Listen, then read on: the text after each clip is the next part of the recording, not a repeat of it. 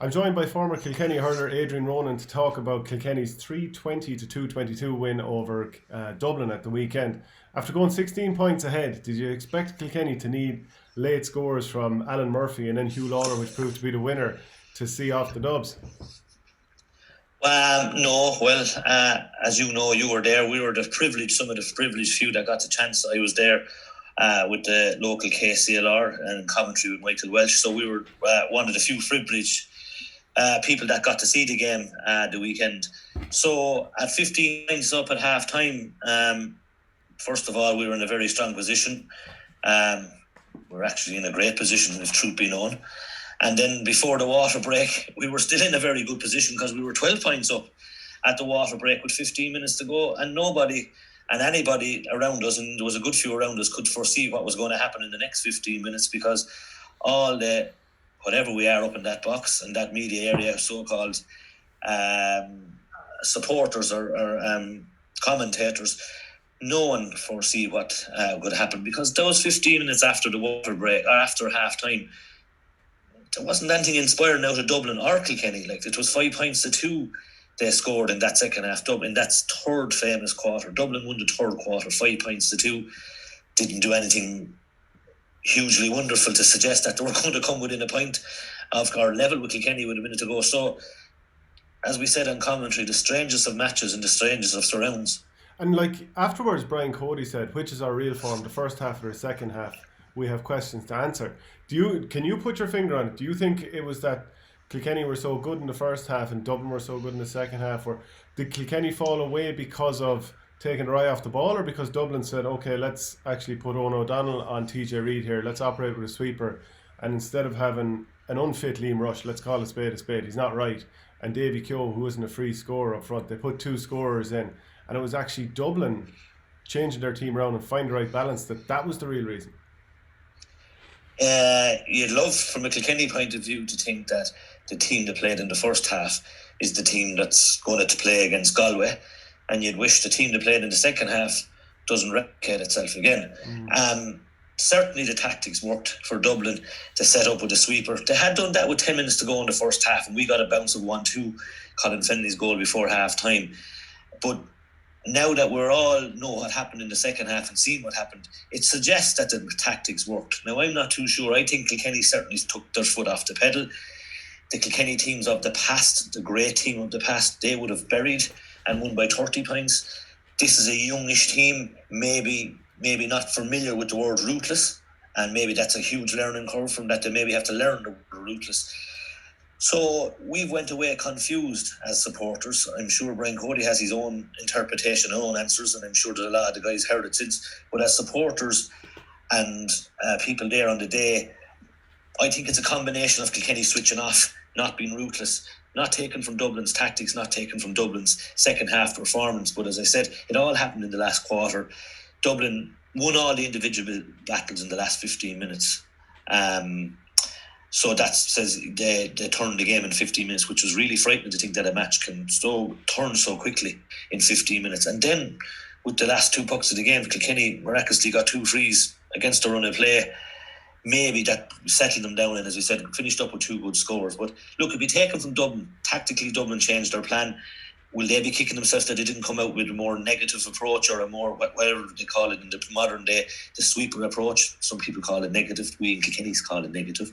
But the sweeper approach. So if that's the case, the sweeper approach worked for Dublin, if that's the case. But I don't think, I'm in the group, and I'm in the gang that Kilkenny switched off, and as a young team, didn't understand the difference in switching off and switching on, and then couldn't switch back on.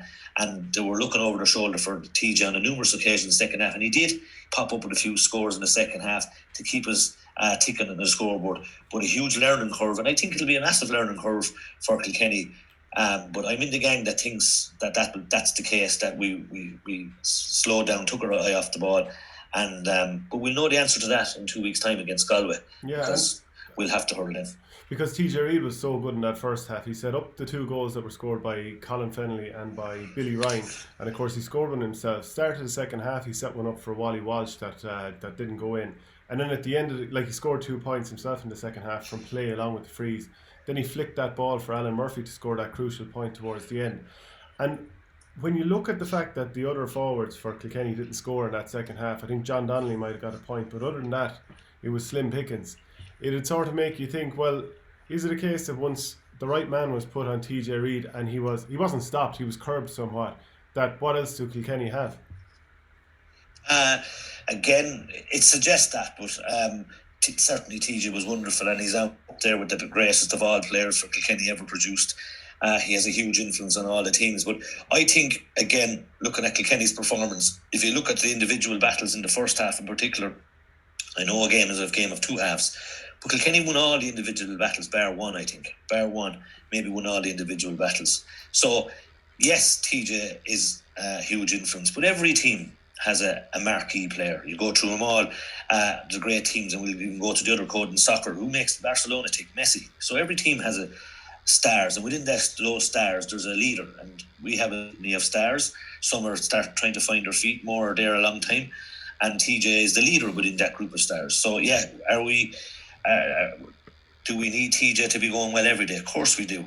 Curbing TJ on his own, does that lessen Kilkenny's influence? Possibly, but again, I'm going to I'm in the group now here that's going to stay positive, that I thought Kilkenny were wonderful in the first half, and so did everyone else around me, and I went away confused and worried, and I believe none of us will know the answer until we play Galway.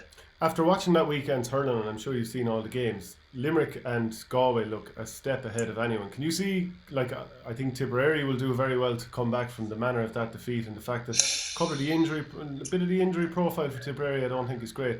But could you see Kilkenny coming back to winning All Ireland after they won, but it's just the manner of it just didn't feel great? If you asked me at half time last Saturday evening, I said most certainly. After the game, yes, confused 2 days later, a little bit confused. But again, I think not taken from Limerick's performance, whoever's going to win the All-Ireland is certainly going to have to beat Limerick. They're the farm team, and obviously that's a no-brainer. I think Tip have a huge say in it. I believe Tip didn't pick what I believe is their better team on the day. I think maybe Tip should have and could have maybe went with the likes of Bonner, who was injured, we believe, Dan McCormack, just different guys for different courses, different horses for different courses. I still think Tipperary have a huge say in it. I don't think they'll be too upset or worried about the loss, maybe the manner of how they finished up. But Liam will have learnt more yesterday than he did before the game. And I believe, again, not taken from Galway, they were excellent. But I was disappointed in Wexford. I was disappointed in Wexford's attitude, and Davy said it. They didn't seem to have that fight. They didn't seem to have that belief. They didn't seem to have that energy. So while Galway were very good, I don't fear Galway as much as maybe most others would. Certainly they'll win as favourites based on the hours hurling they did, but they'll play man to man. They won't go a sweeper system. They'll flood the middle for sure. They'll flood the middle for sure, and they might have Dahi Burke back as well. Yeah, no, look, as I said, based on what we've seen the weekend, Galway are the farm team. We're now going in as underdogs into the Leinster final, but I wouldn't be putting Galway just up in the pedestal just yet. I think Limerick certainly had deserved to be there and deserved to be the farm team. I think Galway will have to stiffer test along the way, and I believe we'll put a stiffer test towards them, and we'll know a lot more after the Leinster final, I believe, and where Galway are and where Kilkenny are. And were you impressed with the Kilkenny defence? Now, it obviously ended up being 2-22 that they conceded for finishing. It's the team that concedes that, not just the back line. Just 7 points conceded in the first half. Did you like even the selection back there? I mean, Paul Murphy wasn't started. Joey Holden had a shoulder injury, I believe, not so long ago, so he didn't start. He came on. Tommy Walsh wasn't started either, the young Tullaroan man. Did you like the defence? Killian Buckley went back to man mark Danny Sutcliffe, and even though he was named midfield. Yeah, to be fair, most Kilkenny team people would have picked most of that team. People might have been wondering about Joey Holden's not playing based on his club form, and young Tommy Welsh. Of course, everyone will get 12, 13 of the team, and everyone will have an opinion on one or two. And Kilkenny are no different. You'd imagine that Joey Holden will come back into the fray big time, based on last week. As I said, it's so difficult to analyse Kilkenny because you're talking about two different games. So you're talking about two different performances, one hugely impressive and one hugely inaccurate. So, as I said, in the first half alone, Kilkenny were very comfortable and everyone was winning their own position, so that meant Kilkenny were going well. And by the end of the game, yes, he came away concerned about maybe some of the performances when it mattered most. And who loses out, I'm not too sure, but there'll be a lot of talk about Joey Holden coming back into the Kilkenny team. Paul Murphy, of course, depending on his form, and Darren Mullen is another guy who hasn't been mentioned, and he's hugely popular within the Kilkenny supporters. Now, again, he has to prove it with Kilkenny seniors. Will he be able for in 2 weeks' time? And again, it might be. I believe this is horses for courses. Galway will pose a threat at different sizes. The different men. Even Con Cannon was excellent, I thought, last Saturday night. And again, Kilkenny might, earmark a particular type of player to mark him, and that might be the likes of Joey Holden as opposed to someone tall like Conor Delaney. He might go wing back. So I think Kilkenny have options. Are they confused? Of course they are. Is it a worry? Yes, it is. But as I said, we're going to stay in the positive move. The first 35 minutes were so good and so excellent that we can build on that and hopefully move on from that. But Galway will, as I said, 2 weeks' time will tell us where we are. Yeah, because if I was a Kilkenny fan, and I'm certainly not, as you know, I would be concerned about not being able to stem the flow when you see Ronan Hayes coming on and doing so well, and Eamon Trollier Dillon, and even just thinking back the last couple of years, second halves when they're going against you, you don't have Henry Shefflin or Richie Hogan to bring off the bench anymore. That, the All-Ireland final last year, second half collapse. This game against Dublin, second half collapse. 2016 All-Ireland, second half collapse. That it's probably happened a couple of times more recently, and maybe that's just not having the depth as much as anything else. Yeah, and yet strangely before the match we all agreed from a Kilkenny point of view that we were very comfortable with our panel depth. We thought and believed going into the game that we had a depth in panel, and we still believe we have. Conor Brown has a lot to offer till he came on. Richie Hogan still has a lot to offer, maybe not in a two-man full forward line, but maybe as a link man in the middle of the field. And then we're talking about Joey Holden, Paul Murphy. So I still think the Kilkenny panel is as strong as it has been in the last 5 years. So again, I'm not going to accept that we're weak on the panel at this stage. And I know I keep going back to it and keep saying it. It's so unusual, Shane, like to analyse the match, because as you see, everyone after the game was just an amazement. Yeah, it really was. No one could speak. We were all there. There was 25-30 of us so-called media and journalist people, and everyone was just open-mouthed. And look, what did we just witness? Just happened. If Kilkenny had to lose, it probably the collapse of all time when it came to hurling. They were so comfortable, as I said, in the half and forward, so comfortable going into the fourth quarter even. It wasn't as if this happened right after half-time, Dublin got a goal and bang, bang, bang. It was like just tipping away, getting the scores, and then bang, 16, 17, 18 minutes, Dublin get the goals. So unusual and difficult to analyse it, all the games the weekend. Yeah, absolutely. Oh, no, definitely, absolutely. What did you make of Wexford's setup, and even what Davy Fitz said afterwards? He was talking about the white flag being put up, the effort level. He certainly questioned the players. I don't think he was divesting himself of responsibility, but most certainly he was saying that wasn't good enough. Yeah, they lacked, as I said, I took a big interest in watching from the skylight in Croke Park, watching Wexford and their setup. And they do have a system and a plan, and when it works and executed correctly, it's excellent, as we know. It wasn't executed the last day the way they wished, and I'm not too sure, and I'm sure Davey knows a lot more about hurling and managing teams than I do, but playing with one forward inside your 45 for the full 30 minutes, I thought, looking from where I was, now there was a lot of fireworks going on in the skyline in Croke Park during that time, so maybe I wasn't watching it completely and correctly, but I thought Wexford played with one man inside the 45 for a lot of the first half, and it just didn't seem, Galway seemed to have, they seemed to have that position well sussed out. I also had a big interest in Kevin Foley on the far side, being the spare man, and I noticed that he stood oftentimes in the left corner to cut out the space, but Galway kept hitting it into the other corners, so it looked as if, to be fair to Shane O'Neill, they had a good lot of homework done on the systems, I think, and I think that upset Wexford. And then, of course, when you don't get away to play the game you want to play, it just sucked the energy out of Wexford. But look, there will be a huge bounce in Wexford, not sure of it, and Davy will get a bounce out of it. But look, I still think when you have good forwards like McDonald and Morris and these guys and Rory O'Connor, why not play him man to man, and why not try and win it man to man? You know what I mean? Because they are very good at hurlers individually when they go 15 on 15, and I know Davey will tell you, and he has all these systems and they change, and they do. Or are Galway that good? Maybe they are, but I think it was Wexford on the day were just not themselves, and that can happen in these strange surrounds that we have.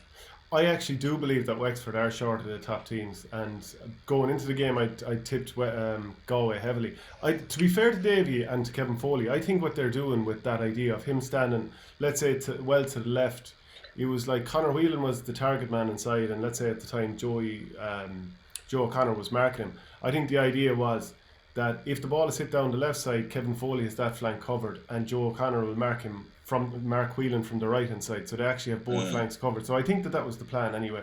But what about even not starting Jack O'Connor? Like, he's one of these players who, he can win a puck out. He's a hard runner. He's a hard worker. Sometimes gets a red card. But I even thought that was a strange selection.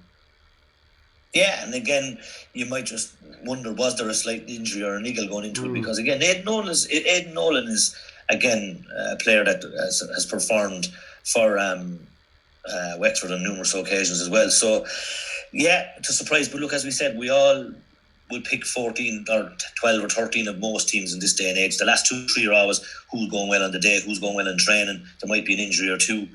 And as I said, look, the atmosphere was so strange to see the Kilkenny guys coming down out of the Cusack stand, going back into the Cusack stand, going up the steps. Like it's, when you think of what the players had to go through, and again, think of even yesterday, no showers. These guys getting back into cars to drive back home. I believe there was no showers available. So, it's tough times in those players, and what they've all served up the weekend has been excellent at all levels, at all matches. The excitement yesterday in the deluge and the monsoon conditions, the excitement in the Dublin match, albeit the last 15 minutes if you're a Dublin supporter and the first 30 minutes if you're a Kilkenny supporter. But it was excellent considering what these players have to go through now in their preparation for games, because their preparation is hugely changed and different, and with the best wishes and with the best regards to everybody in the world, what's going on, it's a huge ask of them, and it's how they managed and how they performed. I think they have to be commended on what went on the weekend. And a final question, how impressed were you with Limerick? Yeah, excellent. I mean, again, just their industry, their energy, just the changes that made, just putting Keane in centre forward. Again, he dictated the game. Just the hunger and the work ethic of him. Limerick are hurting from last year. They took Kilkenny for granted last year. Then there was a dubious line ball that Kenny and Buckley put his hurl up to that seemingly hit off his hurl. So they're hurting, and they haven't forgotten that.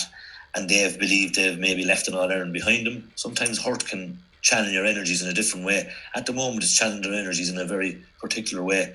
They're the team to beat. Whoever beats Limerick is going to win the All-Ireland. As simple as that. They're the form team to have it everywhere. They have a bench. They have a goalkeeper. They have a system. They can change. They're big. Then they have young, Casey yesterday. He left them on for most of the game, and Casey was instrumental in a few occasions winning ball back in his own half back lane. He's one of the smaller men. So look, they seem to have everything at the minute. So on yesterday's performance and on the weekend's performance and so far, it's Limerick's to lose.